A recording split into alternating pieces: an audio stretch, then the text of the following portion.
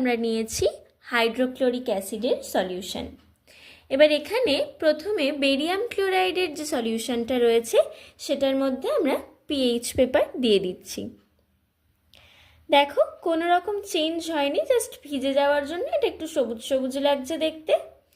এবার তারপরেরটাতে মানে যেটাতে সোডিয়াম হাইড্রোক্সাইড ছিল সেটাতে আমরা পিএইচ পেপারটা দিয়ে দিচ্ছি।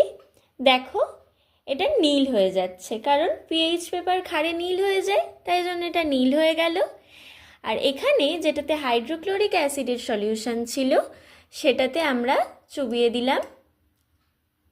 দেখো এটা কিন্তু লাল হয়ে গেল, লালচে হয়ে গেল। তাহলে তোমরা দেখতে পেলে। এবার এটার এই সবকটার মধ্যে আমরা ইউনিভার্সাল ইন্ডিকেটর সলিউশন দিয়ে দিচ্ছি। দেখো কি চেঞ্জ হয়।